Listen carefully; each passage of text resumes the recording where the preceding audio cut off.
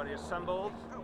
So it's been a little under 24 hours since we last met. Everyone good? We'll wait for after the helicopter. Sound people, has the helicopter left to your satisfaction? Okay. It's been, thank you. I'm very sensitive. It's been a little under 24 hours since we last spoke. And during those last 24 hours, we've continued to work with leaders and in Albany, members of the legislature, key players pushing hard for resolution. Again, over 2 million New Yorkers waiting for an answer on rent regulation. So this work will continue nonstop until the job is done. We want to make sure, again, all New Yorkers make their voices heard and let Albany know how important it is to resolve these issues and resolve them now. With that, I welcome your questions. Have you personally spoken to the governor today? No, I spoke to him last on Sunday, but my staff has been incessantly talking to him and his team. What's your assessment of where things are right now on the solving the rent crisis? There's more work to be done, obviously. We all wanted to see a resolution by yesterday. That didn't happen. Thank God there's still time to do it. It would take a retroactive action, obviously, to go back and cover any hours or days missed, but it can be done. And I think there is momentum towards a solution, but I don't have any specifics yet.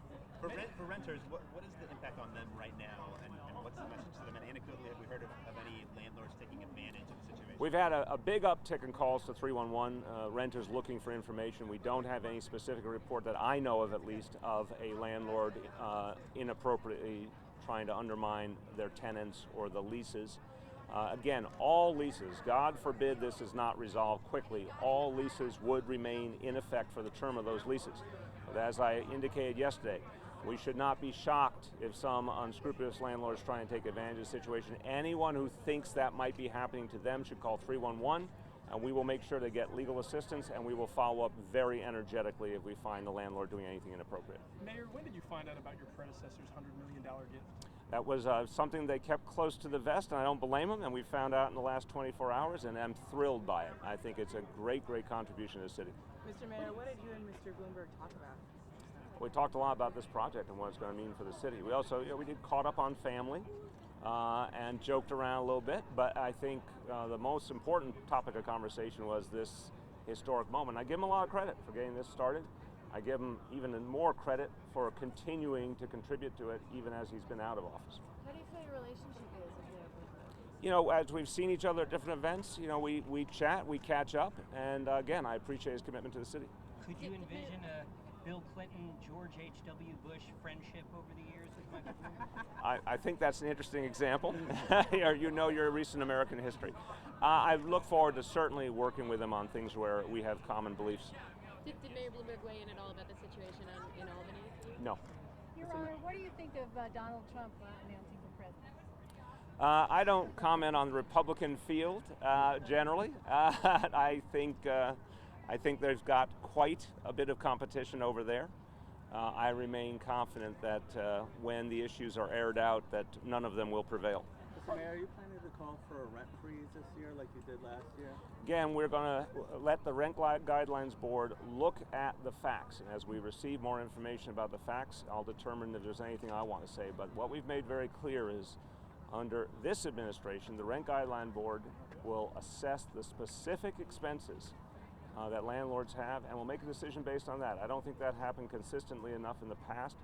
The reason we got to that 1% increase last time was because there was a really rigorous look at the actual expenses, and I know they'll do the same this time. Mr. Mayor, is a straight extender of the rent laws acceptable now, given the stalemate in Albany? No. The fact is, I've said repeatedly, and by the way, I commend the Assembly for passing a strengthening of rent laws. I commend the governor for calling for a strengthening of rent laws. Now we got to get all the players together in agreement. If we just extend the rent laws as they are, we will go backwards because we are losing consistently thousands and thousands of units of affordable housing over the last 2 decades, over 200,000 units of affordable housing lost from rent regulation, Mitchell-Lama, et cetera. So we've got to strengthen the rent laws. The legislature did it last time when rent control came up. They need to go even farther this time. Mr. Mayor, what's happening with 421A? Is that part of the negotiations? I rarely see you in these settings. I'm quite impressed. special guest appearance. Look, the 421A reform we put forward, I think would be a sea change for that program. It would end the practice of subsidizing luxury condos. It would ensure that any time a tax credit is given, it would come with affordable housing in the buildings, and we added to our proposal the mansion tax, a tax on high-value homes, the proceeds of which would go to create affordable housing. Obviously, those proposals have been available to Albany for weeks and weeks. We've seen some real interest in both the Assembly and the Senate in moving forward, but I do not have a clear picture today. What happens if you just extend? Again, I've said clearly, I don't believe in, there's been a proposal, for example, for a one-year extension as is. That would mean one more year of tax giveaways for luxury condos and one more year of a lot of taxpayer dollars being wasted. So I think the issue could and should be dealt with right now. The reforms are available right now, and that's the smarter way to go. If Albany prefers to keep 421A as it's configured now for the long haul, I would argue we should just end the program outright at that point. Mayor, what do you make of the GOP Senate proposal on rent regulations, which includes some, rent verification? It would take us backwards. It would take us backwards. The fact is we need to strengthen rent regulation, not water it down, and I think that proposal would very severely water it down. Mr. Mayor, now that you've visited Four Freedoms Park, do you think that Hillary Clinton chose well for her? Absolutely. I think it was a great choice of a site. I think it speaks to her deep feeling for the values of Franklin Roosevelt. That's certainly something I share with her, and I thought she gave a great speech. It was a very promising day. Mayor, Governor Cuomo doesn't seem to be too concerned about the lapse in rent regulation. You seem to be a bit more concerned. Your thoughts on I that have business? to defend the interests of over 2 million people who hired me to protect their interests. I have over 2 million constituents who right now are wondering what's going to happen to their apartments. So I feel very passionate about this. My job is to protect the interests of my fellow New Yorkers, and we need action. Why doesn't Governor Cuomo feel that? I wouldn't say that, because he put out a proposal that I thought was a good proposal. We need to see him get the different players together to agreement towards a proposal that's either like his or the Assembly's, both of which would strengthen rent regulation. There's concern among Roosevelt Island residents that the unintended consequences of Cornell Tech is to make the middle class and the lower middle class here unaffordable for them to live here.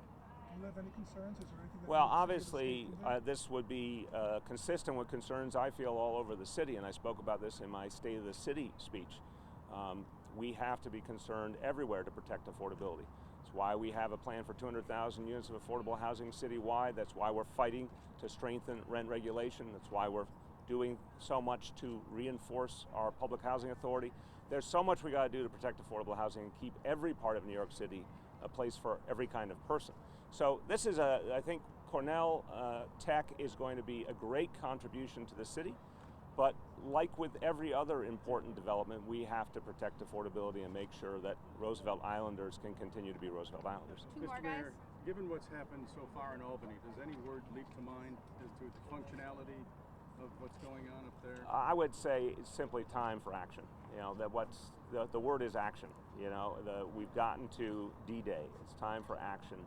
The clear outlines of what needs to be done are there, whether you're talking about rent, whether you're talking about mayoral control education, whether you're talking about 421A. All of the options are right on the table, visible to all. It's time to make decisions. It's time to act. Okay? Thank you, everyone.